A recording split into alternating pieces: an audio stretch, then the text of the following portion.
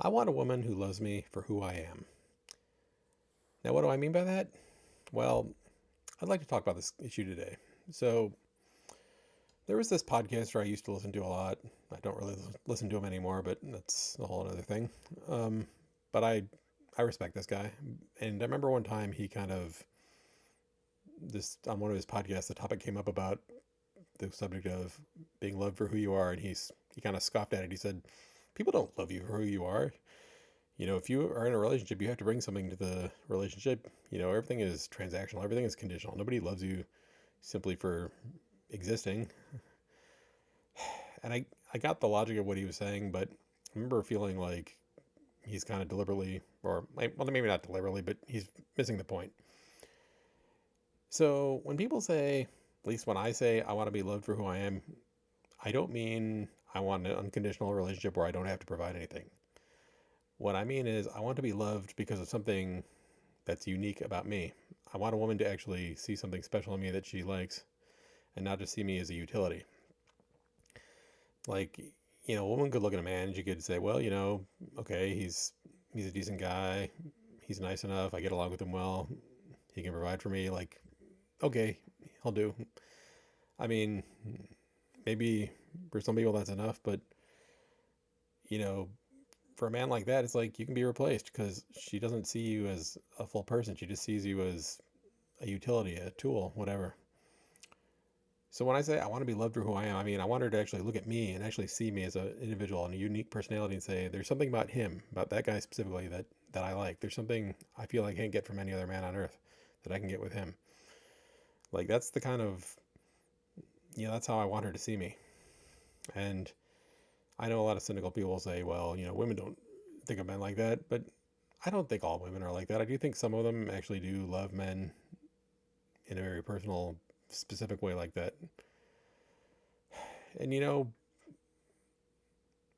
there's been a lot of girls in my life that I've been interested in, and some I would even say I actually felt like I loved them, like I was in love with them, or if not in love with them, I really liked them a lot. And when I think about them, I realize with all of them, it wasn't just simply like, oh, she's pretty, she's nice, she seems cool enough. I bet I could have fun with her. It was like I really felt like there was something special about her that no other woman on earth had. And we've heard this. Most people are probably familiar with the concept of one-itis, where a man is so fixated on this one woman that he thinks no other woman on earth could ever be as good as her. Like when men love, they really do love women for who they are. They really do love her deeply and feel that she's irreplaceable. And I have my own story about one-itis that maybe I'll tell sometime on this channel, but I don't feel like doing that now. But my point is, for all the women who I've ever really felt something for, like I really felt like there was something unique about them that I liked that really drew me to them. That she's special. She's not like just your average typical girl that you can find anywhere. She's really unique. And I'd like to think that there are women who look at men that way too, that they see us and think, this man is unique. I mean, I know that I don't think you hear too many stories about women having one-itis, but I don't know if it actually happens for them. But I'd like to think that for women, if they find a man that they really, really like, then they will love him in a sense of like, it's him I want. It's the unique, spirit he brings to the world. It's the unique presence he has that I like, and I want to be a part of that. So, I think when women say they want a man to love them for who they are, they mean the same thing as what I just said. They mean they want a man who really is truly devoted to them as an individual, rather than just, well, she's a girl, she's pretty, she'll do. Like, but who really sees something exceptional about her that he's drawn to. So if you're a woman and watching this, if a man really loves you, that's how he'll feel about you. If he really wants to be with you and isn't just, looking for a bit of fun before he moves on, like he really will love you that deeply. He really will cherish you that way. And if that's what you want, don't reject the average guys because they might really appreciate you more than some guy out there who has a million girls he could choose from.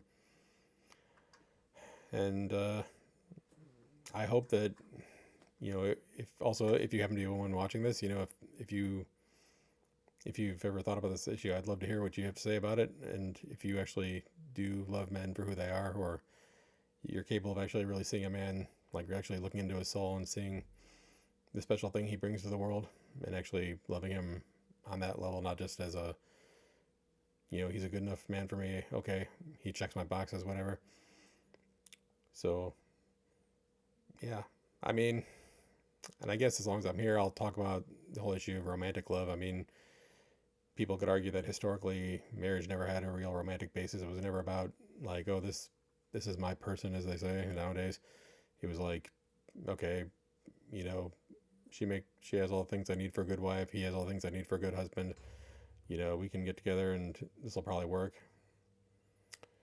Because I mean, in I guess you could say in past eras, society was more geared toward helping, marriages and families flourish. So there's more cohesion, and as back in those days, men didn't have to be everything to a woman, and women didn't have to be everything to a man. They could just, they were just they could just be, domestic partners in a sense, and that was the purpose of their marriage. But so I mean, is wanting to be loved for who you are kind of a modern notion that doesn't really exist and hasn't really existed much historically? Maybe, but you know, nowadays when I think, I mean, I don't know what infidelity was like in the past, but when everybody's worried about people trying to, trade up, quote unquote, you know, having somebody who really loves you on a personal, deep level, that's very important if you want it to last. Somebody's really loyal to you, the person, not just to the function you serve for in their life. I mean, I think having that kind of genuine, deep love is really something that, you know, people should want if they're serious about making marriages work and having families that, withstand all the trials that life brings. So I hope I've stated everything clearly in this. So anyway, I guess that's all I have to say about this subject. So talk to you later.